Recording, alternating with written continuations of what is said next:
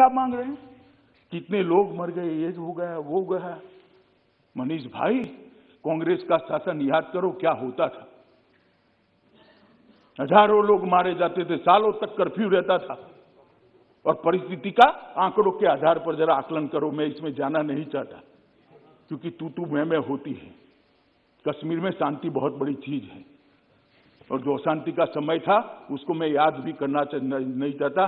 भगवान करे कभी ऐसी अशांति वहां न हो और नहीं होगी, क्योंकि अब हमारा शासन।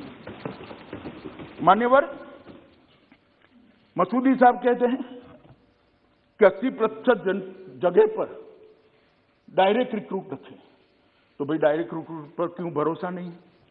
देश के हर राज्य की स्थिति है मान्यवर कि डायरेक्ट रिक्रूट अफसर होते हैं। इसका एक प्रो रेटा है, प्रमोशन होता है जब लोकल अफसरों का, तो वो भी जगह लेते हैं। और ये देश का, पूरे देश का एडमिनिस्ट्रेटिव इंफ्रास्ट्रक्चर इसी आधार पर बना है।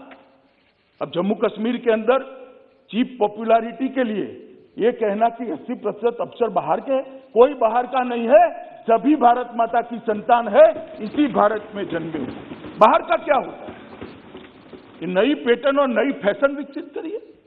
बाहर का है दादा, आपको नहीं कह रहा मैं। मान्यवर एक गलत रास्ता है, इस रास्ते पर देश में भलाई नहीं होगी। मसूदी साहब कह रहे हैं कि आपने बोडोलैंड को ये दे दिया, मणिपुर को ये दे दिया, कश्मीर को क्यों नहीं? अरे मसूदी साहब, जरा सच बोला करिए। आप तो जज हो, सब कुछ पढ़ते हो। सभी अकॉर्ड निकाल कर दीजिए। किसी को अलग संविधान नहीं दिया है, किसी को अलग झंडा नहीं दिया है, किसी को धारा 370 नहीं दी है। और ये तो हमारा वादा था देश की जनता को 1950 से कि इस देश में 2 विधान, 2 निशान, 2 प्रधान नहीं रहेंगे। और आज मोदी जी के नेतृत्व में हमने इसको समाप्त कर दिया। मान्यवर इन्होंने विकास की काफी सारी बातें करी और मैं भी करना चाहता हूं कि धारा 370 से क्या मिला इसका हिसाब वजीर दाखिला दे, गृह मंत्री दे। तो ठीक है भाई, आपने कहा है तो मैं दे ही देता हूं।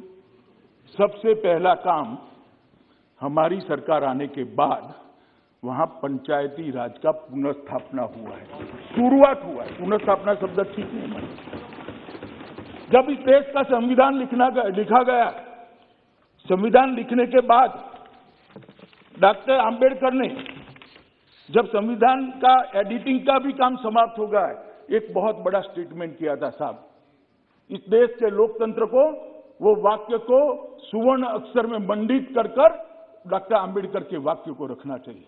उन्होंने कहा था, राजे अब रानी के पेट से पैदा नहीं होंगे, गरीब दलित पिछड़ों के वोट से पैदा होंगे। उन्होंने कहा था, राजे अब रानी के पेट से पैदा नहीं होंगे, दलित गरीब और पिछड़ों के वोट से पैदा होंगे। मगर कश्मीर में आज तक राजे रानी के पेट से ही पैदा होगा। ये 3 परिवार के लोग ही शासन करते थे। तीन परिवार के लोग ही शासन करते थे और इसीलिए उनको धारा 370 सूट करती थी। मान्यवर, हमने पंचायत के चुनाव कराए। अभी डिस्ट्रिक्ट पंचायत के चुनाव हुए, लगभग 51.7% वोटिंग हुई। कहीं पर भी गोली नहीं चलानी पड़ी और मान्यवर शांतिपूर्ण मताधिकार का प्रयोग हुआ। कांग्रेस के शासन के चुनाव कैसे हुए थे मैं इसमें जाना नहीं चाहता, क्योंकि पुरानी बातों को याद नहीं करना चाहता। परंतु कोई आरोप नहीं कर सकता, हमारे विरोधी भी आरोप नहीं कर सकते कि चुनाव में घपला हुआ, इस चुनाव में अशांति हुई, इस चुनाव में अफसर का उपयोग किया गया। सबने भय रहित होकर शांतिपूर्ण तरीके से मतदान किया है और मान्यवर 51% मतदान पंचायत के चुनाव में हुआ है। और जिन्होंने धारा 370 वापिस लाने के आधार पर चुनाव लड़ा था वो साफ हो गए, साफ। कश्मीर की जनता का मैंडेट भी उनके साथ नहीं रहा, चुनाव हारे हैं। मान्यवर, दिसंबर 2018 में नीचे के पंचायत के चुनाव किए, जिसमें 74% लोगों ने अपने वोट डाले, 74.1%।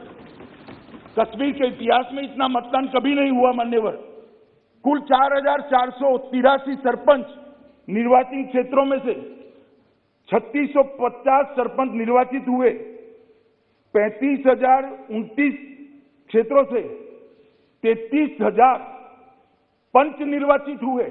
अब वहां पर राजे रानी के पेट से नहीं जन्म लेंगे मान्यवर, मत पत्रक से लेंगे। ये इसका सबसे बड़ा उदाहरण है।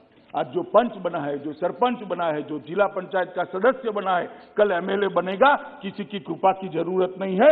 जम्मू कश्मीर की आवाम उसको अपना नेता बना लेगी और नए नेता चुन कर आएंगे जो विकास में मानेगा। मान्यवर, ये जो चुनाव हुए इसके लिए मैं जम्मू कश्मीर की जनता, सभी वहां के सुरक्षा बल, चुनाव आयोग और जम्मू कश्मीर के एडमिनिस्ट्रेशन को हृदय से इस देश के गृह मंत्री के नाते बहुत बहुत बधाई देता हूं कि मोदी जी ने जो करने की इच्छा रखी थी उसको आप सब ने मिलकर पूरा किया है। और सिर्फ चुनाव कराकर हम नहीं रुके मान्यवर, उनको अधिकार दिया है, उनको बजट दिया है। पहले 5,000 रुपया भी सरकार से मांगना पड़ता था सरपंच को, ऐसी स्थिति थी।